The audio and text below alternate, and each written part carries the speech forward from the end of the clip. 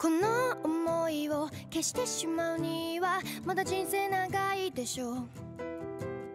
やり残してることをやり直してみたいから。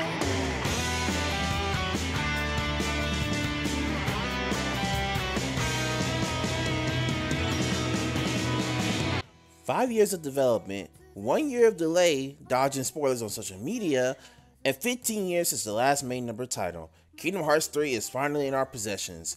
In this case, I chose to buy the digital copy over the physical copy because I couldn't wait on Amazon to send it out day one. Kingdom Hearts 3 was one of the highly anticipated games for the hardcore fans who have been playing the HD re-releases while at the same time trying to get new fans of the series with the story so far, which came out for the PS4.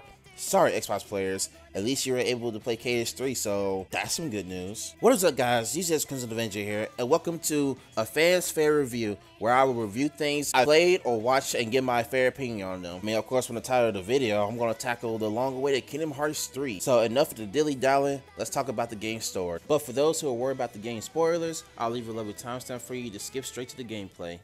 Kingdom Hearts 3 story takes place after the events of Dream Drop Distance, and it's the story's finale to the Dark Seeker saga, or the Xehanort saga. Whichever you prefer. Master Yancey has given the gang a task to handle before the final battle with Xehanort's 13 Darknesses. Riku and Mickey head off to rescue Aqua, who has been stuck in the realm of darkness for over 10 plus years at this point. Kairi and Axel continued their training to be Keyblade wielders in the hyperbolic time chamber, behind the scenes unfortunately. Shut up! While Sora, Donald, and Goofy head off to hopes to regain Sora's lost powers and the power of Awakening. Wow. While the cutscene leaves us with the greatest meme of all time, Kingdom Hearts 2.99! Let's get it! What y'all thought? Y'all thought y'all was getting 3? So the gang ends up at Olympus Coliseum, or in this case Mount Olympus, hoping to get some answers from her since he lost his strength once before, while at the same time running the exhibit bar along the way. The plot point of Maleficent and Pete looking for the block box was a bit tedious. Yes, it was interesting at first, but at the same time, spoiler alert, it absolutely went nowhere. Moving on, Sora, Donald, and Goofy along with Hercules destroyed the Titans, defeated Hades, and at the end of the day, it still leaves Sora disappointed since he didn't get the answers he was trying to seek. But hey, it's Sora, he just accepts it and just keeps moving forward. Meanwhile, Riku and Mickey travel to the realm of darkness to find Aqua, only to get bodied by the demon tide, leaving Riku with a new haircut and a broken keyblade. They head back to the mysterious tower to get some new drip from Master Yancey, leaving Sora like, oh nah, hey Master, what about me though? I want some of that new drip too, you know, gotta look good for my girl cuz. But Sora, your KH2 outfit is good enough, plus you have drive forms that let you use 2 keyblades at once. I still want that drip though, the fans don't understand. Alright, I'll let the fairies know. Sora gets his new drip, heads off to Twilight Town to find a way to bring Roxas back, only to see these assholes again talk to him. But screw those guys, because we have Remy and actual fucking people. Look at this, they're all interacting and having conversations with one another. Oh man, Trump was really serious about building that wall since that hole in the wall is actually fixed. Hey, what about the rest of Twilight Town? Oh no. Hey, let me in. Let me in! While going to the Disney Worlds, I chose to do the least favorite ones first. Cause come on guys, Corona, Arendelle, and the Caribbean are just retellings from their respective movies, just with Sora and the gang as background characters. The events of Toy Box, Monstropolis, and San Francisco, Tokyo, on the other hand, are either happening after the original tellings from their movie, or somewhere in between. Looking at you, Toy Box. Favorite moments from these worlds are Flint's skeptical eyebrow raise, Woody roasting young Xehanort, then Sora socking Davy Jones upside his head, Jack's hot breath, the conversation on the bridge, and she's just like Sora. What?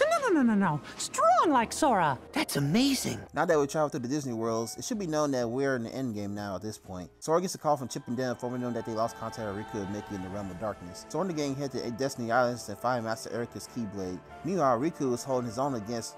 Oh, come on! Demon Tide again? Riku pushes the Sora reaction command, which later pulls out a Sora Ex Machina to get rid of the Demon Tide with their Dream Blade. Yes, I'm calling it the Dream Blade. It isn't over yet, since Sora takes on Anti-Aqua, even though her boss fight is identical to the Mirror Aqua in 0.2, or Phantom Aqua. Whichever you prefer. So the gang saves her and then immediately heads off to save Ventus, but Edge Boy Ventus decides to show up and fight Aqua. Oh boy. Her goofy self decides to stay in there and take the hit, which puts her in a vulnerable position. Sora brings back Vent because apparently he never lost the power of Awakening to begin with, which got some people asking themselves, what's the point of going to the Disney Worlds then? Well, apparently I'm not going to answer that one. I like when everyone meets up at Yancey's tower, Axel's trying to flex and declaring that he's going to be the next Hokage, only to be shut down by Aqua Sub Notice or Kairi.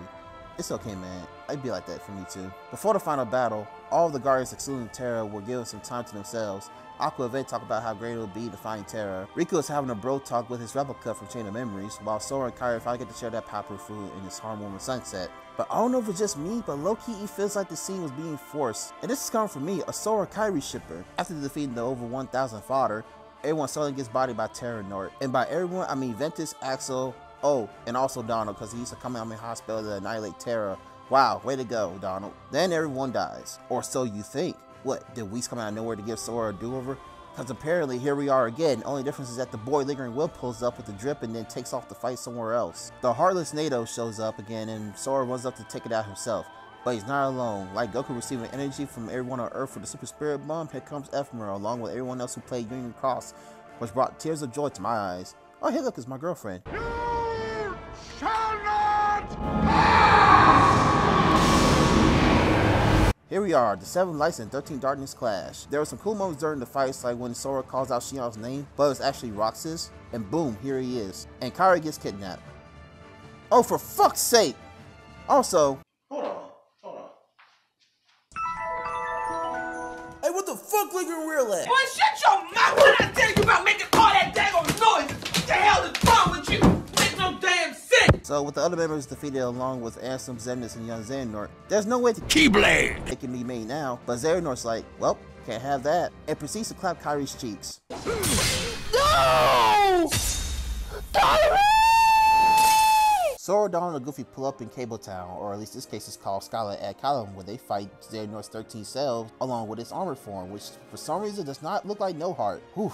Better safe than sorry, am I right? They managed to defeat him, only to find out that Xehanort was actually trying to be the good guy. But this game cannot convince me otherwise, because he's tortured so many people. Basically, he just ruined their lives. He ruined everyone's lives to get that fucking Keyblade! The dialogue between Ericus and Xehanort really gave me some Madara and Hashirama vibes. Even with Xehanort defeated, Kairi's still gone, but Sora uses the power awakening to go get her back. Everybody has a happy ending except for Sora, since apparently he probably killed himself while trying to bring Kairi back.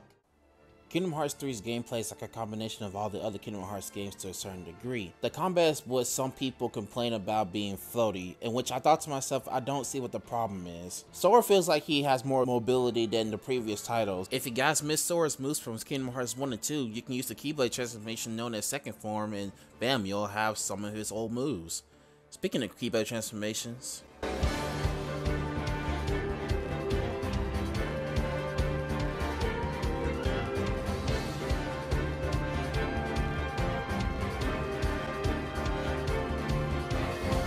this mechanic is phenomenal. Unlike the second form, the other form changes come with the other Keyblade transformations whenever they're active. I will also often hear questions come up asking, how did Sora even learn this technique if he was supposed to be weak in the beginning of this game? Well, if you think about it, from encountering the Lingering Will, he might have picked up a few things from that fight, canon or not. In or out of battle, Sora can switch between 3 Keyblades that are available to you from the Keyblades you've chosen in the pause menu. The best thing about this is that you'll be able to switch between the form changes that are active as well, so that way you'll be able to have more gameplay and combo variety when you switch between the Keyblades. Your party members are packing heat this time around in Kingdom Hearts 3, and no, I'm not just talking about Donald and Goofy, but the other Disney characters as well, along with other members that are from the main cast when you get to the final battle in the Keyblade Graveyard. All thanks to the new mechanic known as team attacks. They replaced limits from Kingdom Hearts 2. Apparently this mechanic doesn't cost no MP, and you can use it whenever the situation calls for it. Unfortunately, not every character can use the team attack along with Sora, as it appears to be that only certain Disney characters are able to use the team attack along with Sora. Since I'm breaking up allies, I can't forget about the Link summons. I've only really started using this mechanic during one of the boss fights in the final phase of the game, because I might as well put them into good use even though I had no idea how to use them. Simba, Ariel, Stitch, along with Wreck-It Ralph surprisingly, and my Dream Reader Puffball. Those were some nice additions. Hey. You got a phone? I'm sure you do. Want to take pictures while flying your gummy ship? Or how about taking selfies when looking for Mickey emblems? Oh, so you like social media too? The gummy phone can do that as well. That's amazing. Oh, but how about taking selfies while riding the tracks and flows? I think I'm gonna be sick. That's amazing. Oh, and before I forget, shot locks, flow motion, and Grand Magic returned from BBS, KH3D, and 0.2, Birth by Sleep. Oh boy, oh, excuse me while I go cook with the rat. Yeah. Ooh. Ooh. Yeah. All right. You boy got them choppers. We did it. You boy got them hands. Before I wrap this review up, I gotta talk about the soundtrack. Yoko Shimomura has really outdone herself this time. And I'm pretty sure there were other people involved with the soundtrack. But oh man, there was so much music in here that I really love. Like, I just gotta say this. Scala at Kylum slaps. You don't believe me? Listen for yourself.